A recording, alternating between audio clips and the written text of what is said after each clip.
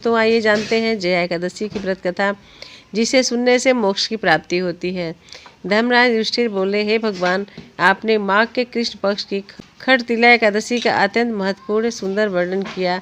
आप स्वदेज, अंडज, उद्देज और जरायु चारों प्रकार के जीवों के उत्पन्न, पालन तथा नाश करने वाले हैं। अब आप कृपा करके माघ शुक्ल एकादशी का वर्णन कीजिए। इसका क्या नाम है, इसके व्रत की क्या विधि है और इसमें कौन से देवता का पूजन किया जाता है। श्री कृष्ण कहने लगे कि हे राजन, इस एकादशी का नाम जया एकादशी है।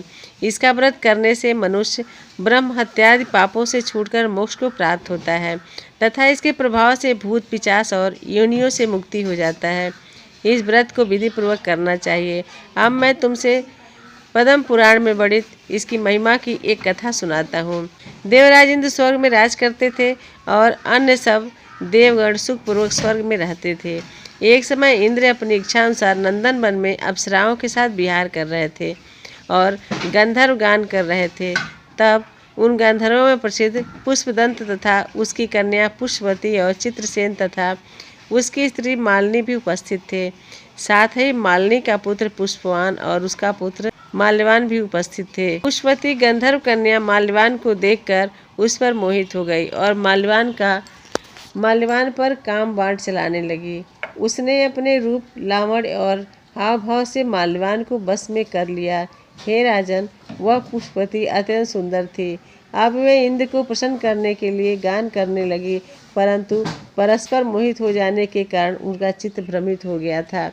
इनके ठीक प्रकार न गाने तथा स्वर ताल ठीक नहीं होने से इंद्र इनके प्रेम को समझ गए और उन्होंने उसमें अपना अपमान समझकर उनको शाप दे दिया। इंद्र ने कहा, हे मूर्खों, तुमने मेरी आज्ञा का उल्लंघन किया है, इसलिए तुम्हारा धिक्कार है।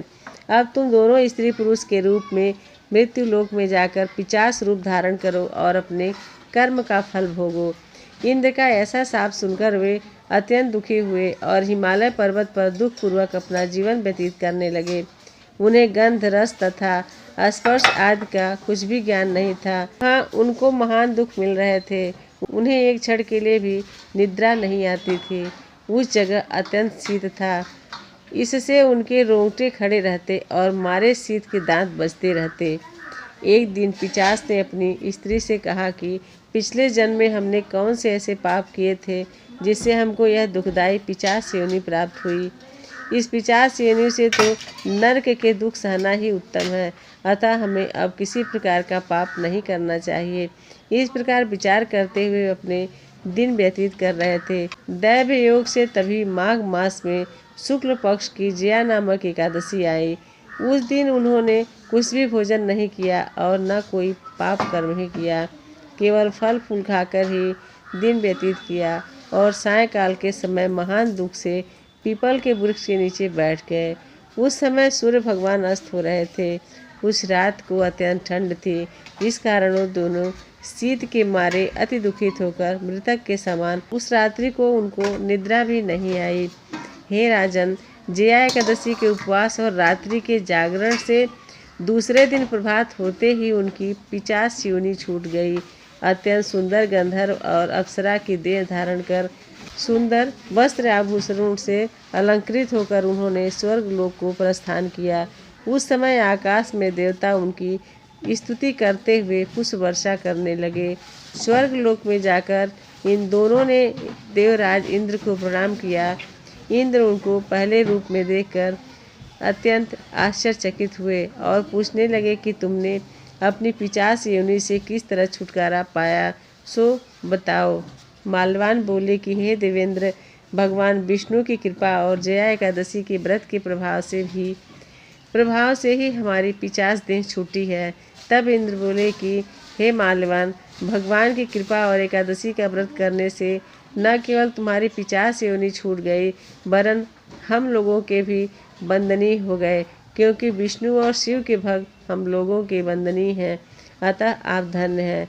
अब आप पुष्पवती के साथ जाकर विहार कीजिए। कृष्ण कहने लगे कि हे राजा युधिष्ठिर, इस जया एकादशी के व्रत से बुरी योनि छूट जाती है। जिस मनुष्य ने इस एकादशी का व्रत किया है, उसने मानो सब यज्ञ, जप, दान आदि कर लिया। जो मनुष्य जया एकादशी का व्रत करते हैं, वे अवश्य ही 1000 वर्ष तक स्वर्ग में वास करते हैं। जो भी जानकारी थी मैंने आप लोगों को बताई। मेरी जानकारी अगर आप लोगों को अच्छी लगे तो आप लोग मेरे चैनल को सब्सक्राइब जरूर कीजिएगा।